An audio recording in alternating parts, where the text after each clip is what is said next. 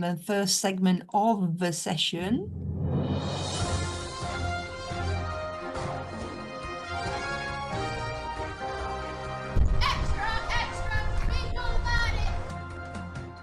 That little urchin voice then, it's not somebody that we've got here locked away in the house of PMO in the basement.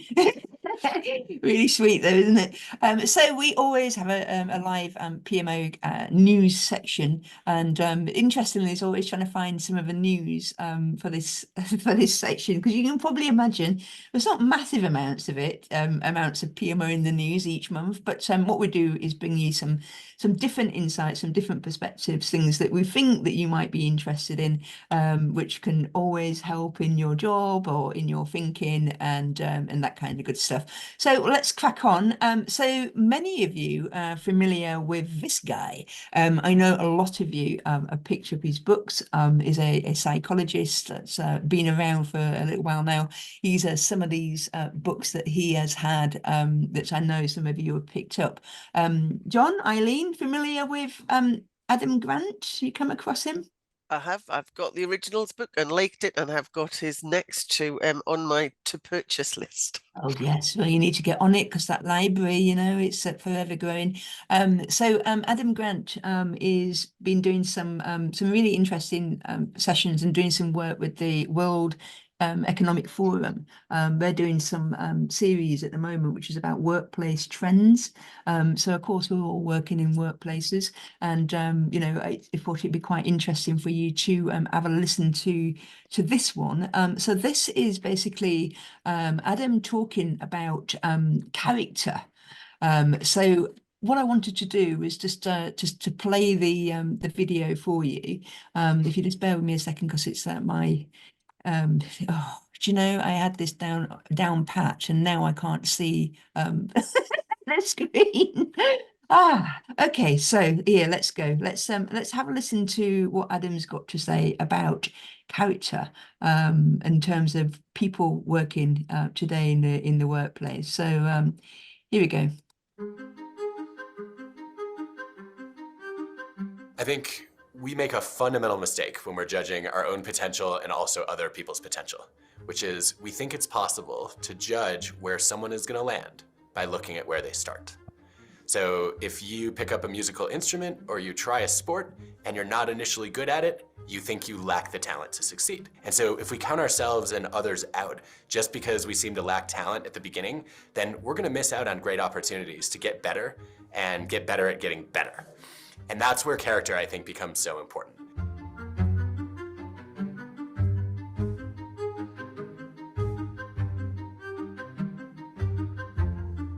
Economists have found that character skills can actually contribute more to success than cognitive skills.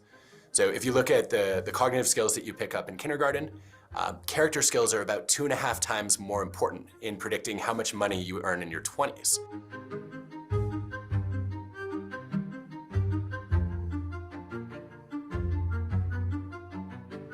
I think it's a travesty that job interviews overlook the hidden potential in so many candidates, because how you show up in an interview is not diagnostic in most cases of how you're going to do in the job. It's basically a question of how well do you handle performance anxiety. And a lot of job interviews are designed like interrogations, where you're going to be grilled, you're going to be put under extreme stress, and very few people are able to put their best foot forward in that situation.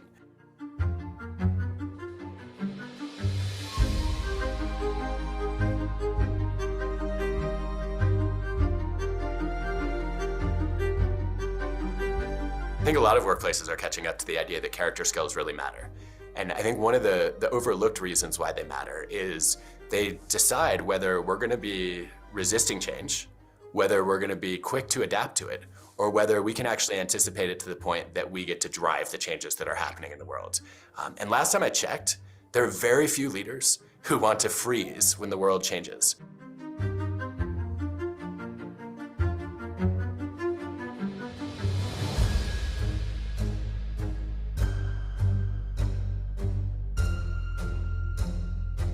Not getting better is a really depressing and disappointing experience for people. Nobody wants to stagnate, and definitely no one wants to get worse. And so I don't think anyone should be pressured to be constantly improving at everything. But I think part of being a good human being is recognizing that you always have hidden potential and having a goal for something that you want to improve at that will make you a better partner, a better friend, a better colleague, a better mentor. And I think that's our responsibility to other people. I also think it's our responsibility to ourselves.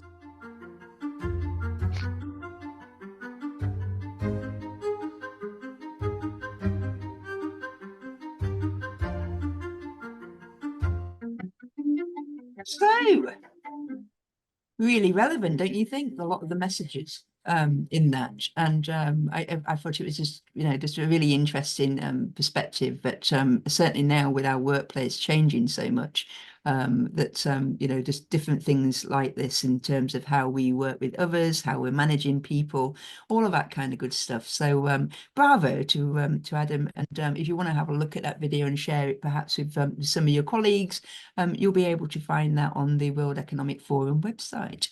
So moving on, so quick reminder that for everybody who is working in PMO, this date should be firmly in your diary. Again, this is to look back on the first International PMO Day that kicked off in 2023. We're back, it's the second Tuesday in May, so this year is the 14th of May. And if you are thinking about getting your team together and you're wanting maybe the House of PMO to get involved, Eileen's already been snaffled by an organisation that is planning on doing something special on International PMO Day. So they're already starting to think about that date. So again, just a reminder, but this is a really nice way to bring people together, have a bit of fun. And of course, you can see from that picture, but cakes and biscuits feature quite highly. So what's not to love there? So we've got some latest developments from Open AI as well. Again, we've been talking a lot about this at House of PMO. It's that generative AI stuff. It's a chat GPT thing. You may or may not have seen this, and this is going to be an interesting one. It's not yet available. It's not yet available for people with, the accounts at Open AI. They're still doing some security checking on this, and you can probably understand why. This is something that is a new AI model that allows you to create realistic and imagined scenes from text instructions. Absolutely crazy. If any of you have seen any of the latest dramas and things where they're talking about deep fakes, I think that's probably why we're doing quite a lot of security checks at the minute. Have a look at it though. I mean, you can see the prompt here on the side, a beautiful homemade video showing the people of Lagos, Nigeria, in the year 2056, shot with a mobile phone camera. It is all fake. And I always found, just look at the fingers. That's one of the things that AI just seems to really struggle with people's fingers. So if you're looking at any of this kind of stuff online, it's always a way that I can tell. But it's going to be just out of this world. I've got some brilliant examples on their website. But the interesting thing is would the PMO be using any of this kind of stuff? Maybe not today, but it is something to be said about thinking how we can incorporate this kind of technology, but also do we use kind of image? So how far is it to include in our communications type stuff, video as well? On that same theme, something that you may or may not have seen, which could certainly help you, is the generative AI framework, which has come out from government. This is available to download. It is a really interesting one, as if PMO is getting involved in your organization's approach to AI. This example came up from one of our last sessions that we were doing on generative AI and using ChatGPT. It got put in the chat, and somebody who was working in central government said, "Oh, have you seen it? It could be really useful for people." It gives them quite a lot of starters in terms of how do you get this being used in your organization, and specifically within project delivery. They do it on a principle-based model, but the document that you can see there on that URL, or just to put in generative AI government, you'll be able to see this quite a comprehensive document of about 90 pages that does give you some insights into how you can start to pull together a business case, and also kind of, like policies and regulations and stuff. So again, if you're not familiar, it was just released at the end of January, so quite current. Back onto some news. So NASA have got a new Moon to Mars program office. We always like to have a look at what other people are doing in terms of PMOs, and if you've ever wondered what the focus is for a program office in NASA, you can see there that they tend to do a lot more around planning and analysis type stuff. Yes, it is quite technical, but you know, again, it's always really interesting. Can you imagine telling people that you're working in the Moon to Mars program office type PMO? It's fantastic, isn't it? So good luck to them. Hopefully the PMO will be doing a stellar job. Also in the news, Forbes, many of you will be familiar with it in terms of a kind of management-based website, bringing, you know, latest news in all sites or all areas of business. They've just released, even though it is only February 2024, they've already come out with their PMO software, project management software of 2024. Yes, some of these have obviously got some kind of advert, you know, type stuff in there, but they say that it does not affect their editorial when it comes to picking what these things are. Interestingly for me, is someone there that I've not heard of before. Maybe you're the same, but again, you know, it's the latest things in terms of what people are using that are working in the project management space. And finally, we always like to have a bit of a PMO job spotlight, and this time, if you remember last month, we looked at the data analytics and whether people that are looking for PMO people at the moment are actually starting to put that kind of stuff in a job specification.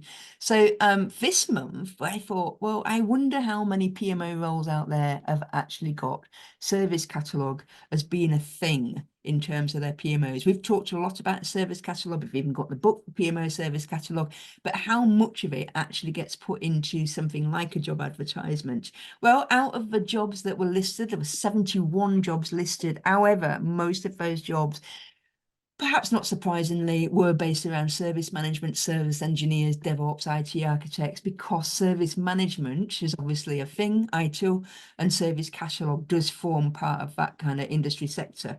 But there was one PMO role that does mention the service catalogue. So, you know, again, this is exactly like the data analytics one last month. There was only one that was that's actually listing that in the kind of job advertisements, which tells you something, you know, about how PMOs might be doing a lot of work in progression around data analytics or around that kind of service-based approach.